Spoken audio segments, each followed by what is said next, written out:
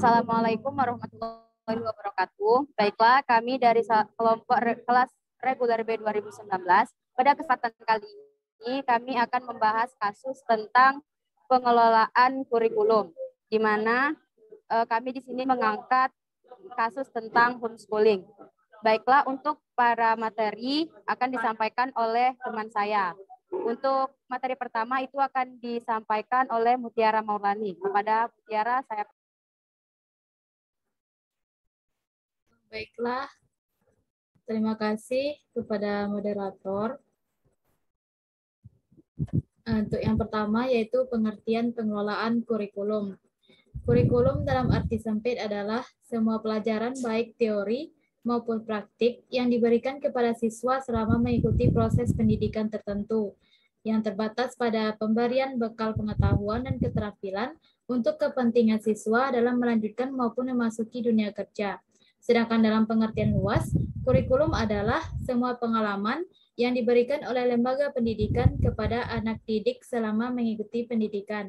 Pengelolaan kurikulum adalah suatu rangkaian kegiatan, rancangan, atau membuat suatu perencanaan, pelaksanaan, dan evaluasi kurikulum yang merangkum semua pengalaman belajar yang disediakan bagi mahasiswa di perguruan tinggi. Nah, itulah yang saya jelaskan, saya kembalikan kepada moderator. Baiklah, terima kasih kepada Saudari Mutiara Maulani. Selanjutnya pembahasan yang kedua itu akan dibahas oleh Saudari Sri Lestari. Kepada Saudari Sri Lestari, saya persilakan. Baiklah, terima kasih kepada moderator yang sudah memberikan kesempatan kepada saya. Baiklah, di sini saya akan menjelaskan tentang studi kasus atau kasus real yang kita bahas. Nah, di sini kasusnya yaitu manajemen kurikulum pendidikan homeschooling. Nah, permasalahannya yang pertama itu homeschooling merupakan salah satu pendidikan alternatif yang ada di Indonesia.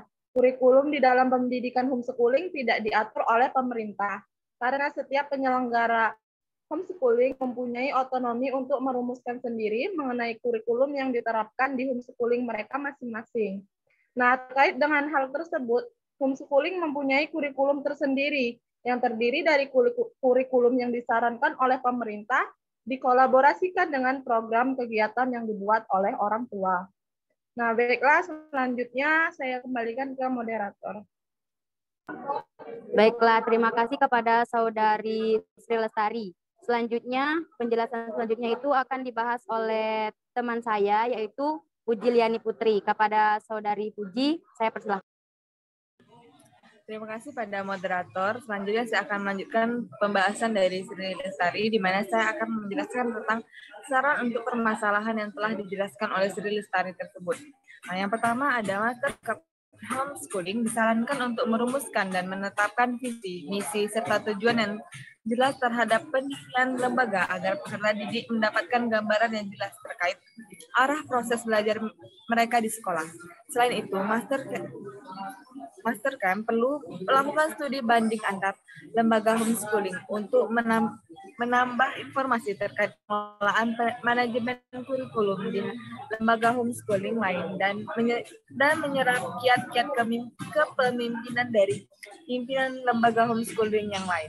Yang kedua ada tentang homeschooling disarankan untuk membuat RPP yang lebih rinci dan disesuaikan dengan masing-masing peserta didik agar peserta didik dapat mendapatkan pembelajaran sesuai dengan daya serap mereka masing-masing. Yang ketiga ada orang tua siswa homeschooling disarankan untuk lebih bersikap kooperatif dan bersinergi dengan sekolah dalam kegiatan perumusan kurikulum, mulai dari perencanaan, pelaksanaan, hingga evaluasi kurikulum, serta diharapkan terlibat penuh di dalam proses penentuan metode belajar, lokasi belajar, dan hal yang akan dipelajari peserta didik. Karena pada dasarnya, di dalam pendidikan homeschooling yang sebenarnya, orang tua merupakan kepala sekolah dalam proses homeschooling bagi anaknya masing-masing. Nah, itulah yang dapat saya jelaskan. Saya kembalikan kepada moderator. Baiklah. Itu tadi pembahasan yang dapat kelompok kami sampaikan tentang pengelolaan kurikulum, dan kasus yang kami angkat itu adalah tentang kurikulum pada homeschooling atau sekolah yang di rumah. Sekian pembahasan dari kelompok kami. Saya sebagai moderator mengucapkan mohon maaf apabila ada kesalahan dan saya tutup. Wassalamualaikum warahmatullahi wabarakatuh.